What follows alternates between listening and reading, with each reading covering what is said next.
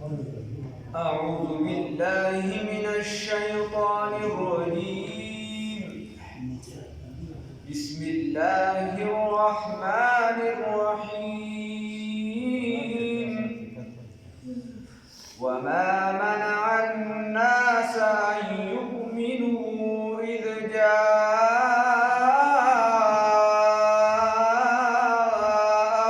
الهدى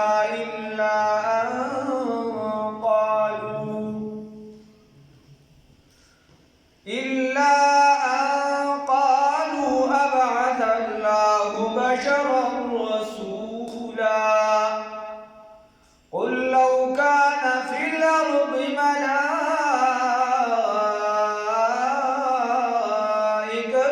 يمشون مطمئنين لنزلنا عليهم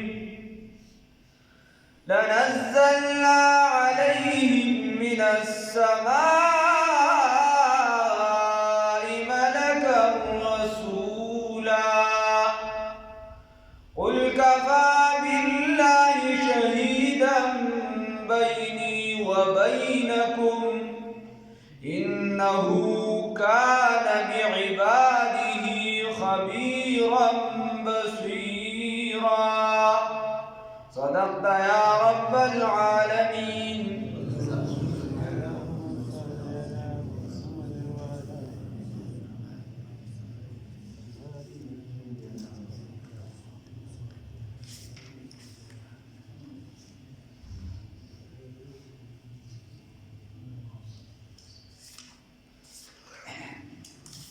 مخکې ذکر وشو الله رب العزت هغه وی چې دی ویل د کافرانو نبی کریم صلی الله علیه وسلم ته کته چاته پیغمبر نو بیا خو د سرو زرو کوټه دی وی یا د ساده پر نهرونه وی ساده پر داوی هغه ټولې خبرې وو. اوس د دې بل یو اعتراض چې هغه لومړی په سیدنا نوح علی نبینا علیه الصلاة والسلام باندې شو. ځکه تر هغه پورې تقریبا دا امت چې دا یوه ډله او داسې ډېر ګناهونه پکې شوي وو خو شرک پکې داسې نه وشو. نو هغه ته لومړنی چې هغه کله د پیغمبرۍ اعلان وکړو نو هغه ته خلک ووایي چې وایي ته خو زمونږ په شان انسان یې ته ولې داسې پیغمبر یې. پرون مخکې کې تیر شو او رسول الله صلی الله علیه وسلم یا بشر الرسول زه انسان پیغمبر یم بشر پیغمبر یم. او بیا هود علیه السلام د خپل قوم وی لومړنی اعتراض یې وکړ ورته وی ته خو زمونږ په شان انسان یې موږ هم خوراک کوو او ته هم خوراک یې تا موږ کې څه فرق دی چې ته پکې دا پیغمبر شو. او نن هم د دې الله رب العزت فرمایي وما منع الناس ندی منع کړي دي خلق لرا ان دې خبرې یؤمنو چې دي ایمان راوړي اذ بها وخت جاءهم الهدى چراغ دې ته هدایت الا مگر ان دې خبرې قالو چې وای دي ابعث الله آیا را لګړي دي الله رب العزت بشر رسولا انسان پیغمبر. قل وتوها اے پیغمبر انقلاب محمد رسول الله صلی الله علیه وسلم لو کان فی الارض کچرتوی پا جزمکا کی ملائکت فرشتی یمشون چی تگرا تگی کولو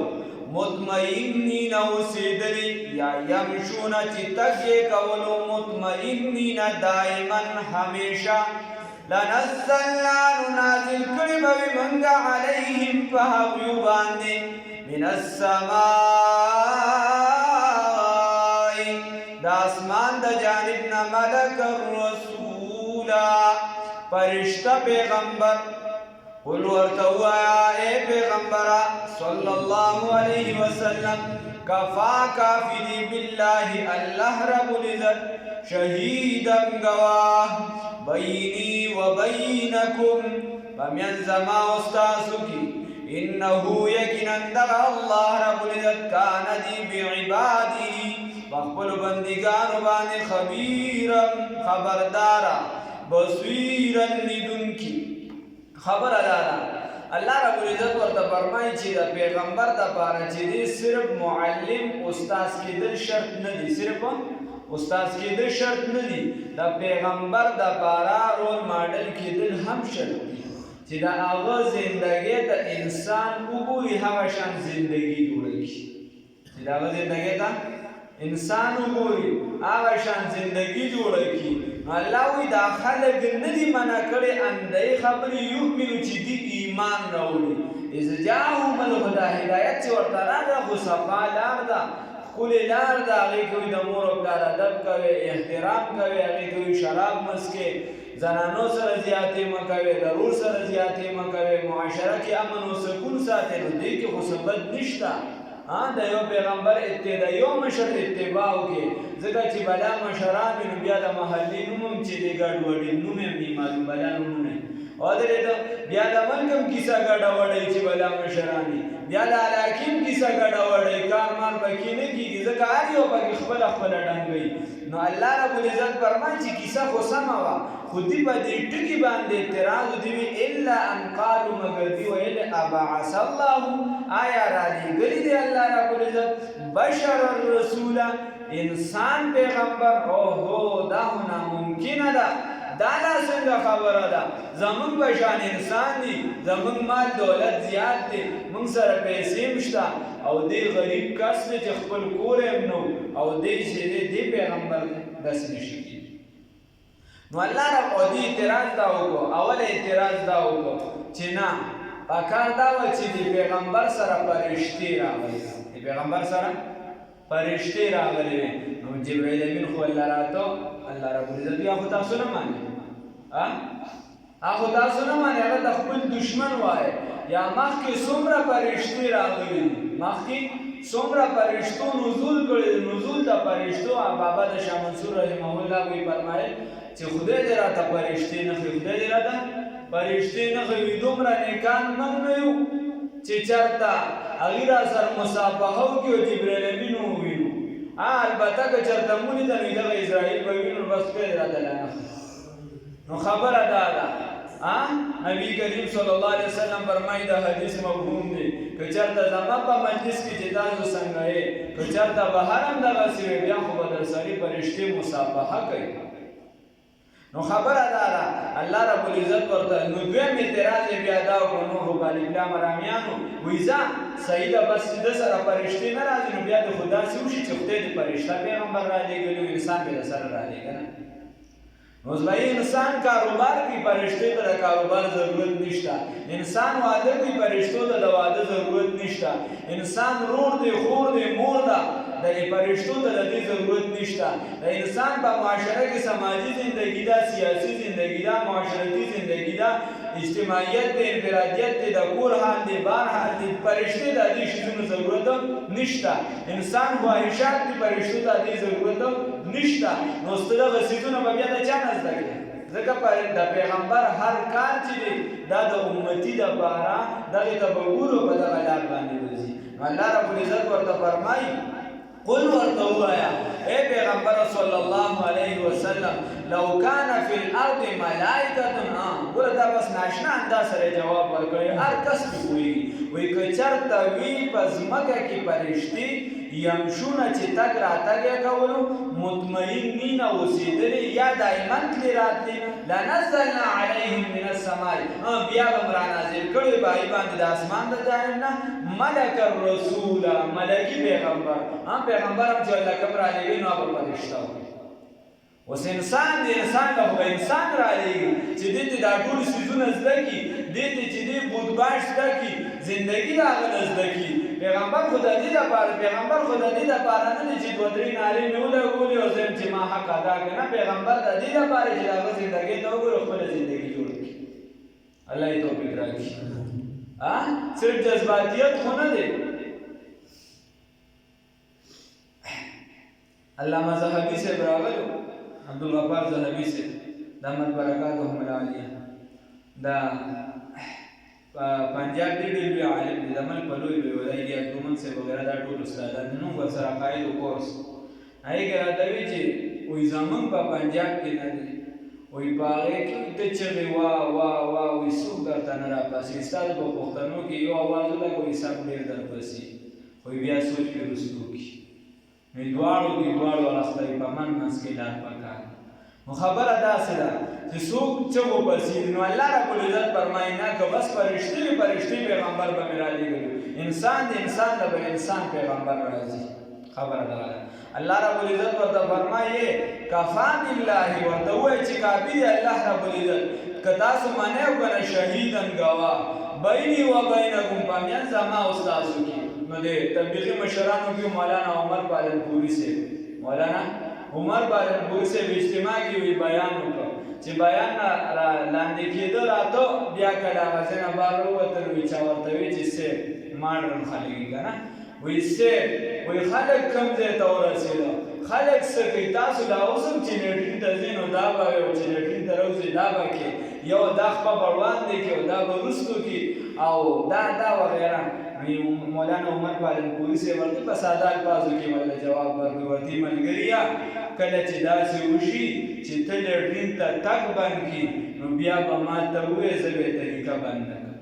چې ته کله لیټرین ته تګ بند کړي بیا به یې زه طریقه بنده کړم نو الله رب العزت ورته فرمایي که کله فرشتې وي نو بیا به ورته فرشتې پیغمبر راولېږم خو انسان دی نو انسان پیغمبر مې ورته رالېږلی دی قل ورته ووایه پیغمبر صلی الله علیه وسلم کفا بالله شهیدا بیني و بینکم الله رب العزت کافي دی ګواه زما او ستاسو ترمنځ انه یقینا دغه الله تعالی کان دی بعباده په خپلو بندګانو باندې خبیرا خبردار بصیرا لیدونکی ومن او هغه څوک یهدي الله چې هدایت وکړي الله رب العزت دته فهو المهتدی نو دا هدایت یافته دی چې چاته الله رب العزت هدایت وکړي نو دا هدایت یافته دی او ما درته ووایي چې انسان به د هدایت دپاره لاره خپلوي دغې طرف ته به ځي الله ورته لاره کولو کړي او که انسان دغې طرف ته نه ځي نو بیا ومن یضلل هغه چا لره چې ګمراه کړي الله رب العزت فلن تجد له نو ته به ونه مومي د ده لپاره اولیا دوستان من دونه ما سوا د الله رب العزت نه ونحشرهم او راجم وکړو د لره یوم القیامت په ورځ د قیامت باندې علی وجوههم ونحشرهم او راجم وکړو د لره یوم القیامت په ورځ د قیامت په داسې حالت کې علی وجوههم چې دوی به نسکور په خپلو مخونو باندې عميان ړانده بکمن ګونګیان وصمن کاڼه خانو الله رب العزت فرمایي وایي که چېرته داسې وشي دي چېرته په هدایت باندې رانغلل نو الله رب العزت فرمایي ونحشرهم یوم القیامت او راجمع به کړو دوی لره په ورځ د قیامت باندې نو په داسې حالت کې به الله رب العزت وایي چې راجمع به کړو چې د دې هغه علی وجوههم یوم القیامت علی وجوههم چې دوی به نسکور پراته وي په خپلو مخونو باندې نو د نبي کریم صلی الله علیه وسلم نه تپوس وشو وایي یا رسول الله صلی الله علیه وسلم وایي دوی به په دې مخ باندې څنګه تګ کوي نو محبوب نبی کریم صلی الله علیه وسلم ورته وفرمایل چې کوم الله په دې خپو کې دا طاقت اچولی دی نو هغه الله په دې مخ کې دا طاقت اچولی شي ونحشرهم او راجمع به کړو دوی لره الله رب العزت وایي په داسې حالت کې چې نسکور به پراته وي په ورځ د قیامت باندې علی وجوههم په خپلو مخونو باندې بوډه به پراته وي او دوی به چې دی الټه به بلکل پراته وي عميان ړانده به وي وبکمن ګونګیان به وي وصمن کاڼه به وي اوس دا به څه وخت دپاره دي دغه حالت وي بیا به حساب کتاب شروع شي او بیا به چې دی دې سره ورته تپوس به ترې کولی شي داس پرې دغه به یې ګواهي ورکوي الله رب العزت را باندې احسان وکړي الله وایي مأواهم جهنم ځای د دوی به جهنم وي یا د دې نه مراد داسې واخله چې عميان دي به ړانده وي بکمن ګونګیان به وي وصمن کاڼه به وي د څه نه د سم د خوشخبرۍ د اورېدو نه د خوشخبرۍ د لیدلو نه د خوشخبرۍ باندې د تکلم نه د دې نه به عاجزه وي بل د دې دپاره تش غم دی بیا الله دې وساتي مأواهم جهنم ځای د دوی جهنم به وي کلما هر کله خبت چې سوړ شي دغه اور زور کینی د دغې شغلو زدناهم موږ به زیات کړو دوی لره سعیرا په بړکاولو سره په نور عذاب سره یا په شغلو سره الله رب العزت فرمایي چې د جهنم داسې اور نه دی د دنیا اور چې شغلې کینی نو د دې طاقت ختم شي الله رب العزت فرمایي کله چې د دې دغه شغلې کینی نو د دې عذاب به نورم سختېږي د دې عذاب به نورم سختېږي او داسې یا بل تعبیر دی وکړه الله رب العزت وایي چې کله دا اور کینی موږ به نورم عذاب زیات کړو شغله به نورم راوچتو الله دې وساتي ولې وجه سره الله وایي ذلک ذاتي جزاؤهم بدل ددبیو بأنهم یقینا دوی کفروا انکار کړو بآیاتنا د آیاتونو زمونږه وقالوا او ویلو دی ایذا كنا فها وقت شمنگا عظاما هلوکی ورفاتا راستو ریزا ریزا اللہ رب العزت فرمائی وی چه من دی با منتوی چه من وی دی با دا اعلان کو خلقو تا بلیاو وی پا هم وقت چه من هلوکی شو او راستو شو ریزا ریزا شو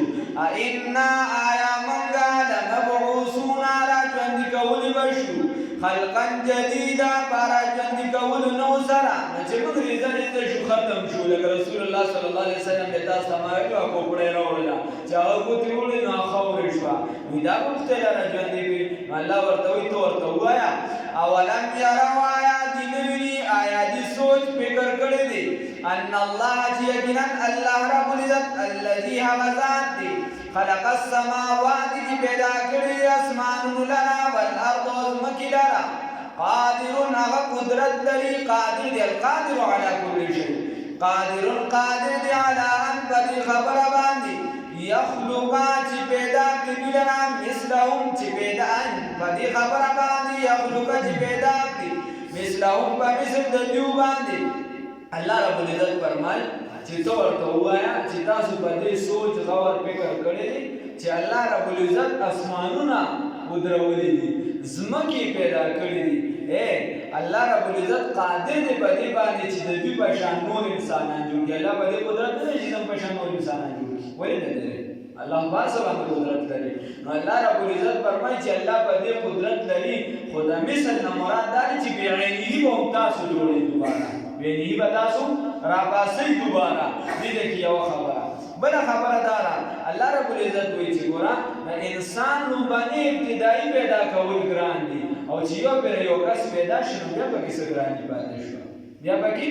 څه پاتې شو نو دا خدا سي آرامیانو دی وی چې لکه دا خبره شو نو جوخت ورپسې اعتراض کوي چې ښا بیا خو زمون پلار نیکه چې دی هغه ولې نه راځوندي کیږي خو ډېر وخت چې خوري شوی دي الله ورته وایي وجعل لهم نو ګرځولې دا دغه پیدا کولو لپاره اجلا یو نیټه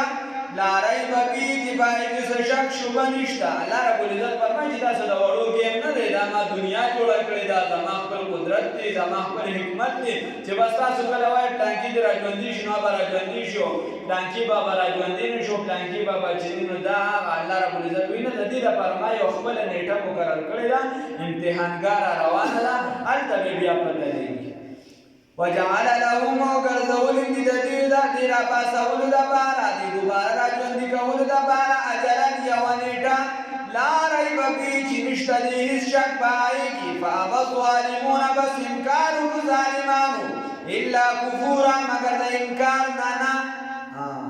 انکار ظالمانو د دوباره را پاسېدونه الا کفورا مگر د انکار نه انکارونه په انکار کې نور ورپسې سیوا کی فابى الظالمون بس انکار ظالمانو الا کفورا مگر په انکار کې روان دي لاړو فابى الظالمون انکار ظالمانو الا کفورا مگر د ناشکرې نه قل ورته وایي پیغمبر صلی الله علیه وسلم لو انتم کجرتوي تاسو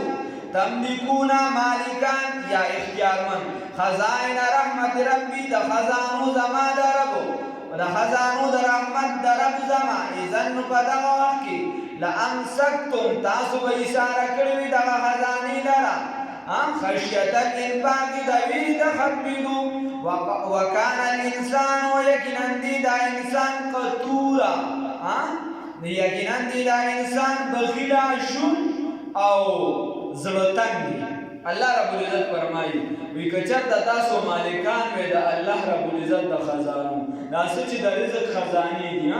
دا مثال پتو دا سره باندې اوس ګران دي موږ وایي چې دا کې شي ګران دي دا ګران دي دا زمون د خپل اعمال وجه ده پکې ډیره ځکه انسان اعمال صحیح کوي فیصله یې صحیح راځي نور اسباب دنیايي مشته دا نشته چې دنیا دارالاسباب د خپل اسباب په استعمال هغه هم ده خو دې په روحانیت تم لږ ګوري چې هغه زمون کوم نه هیڅ رسیدلې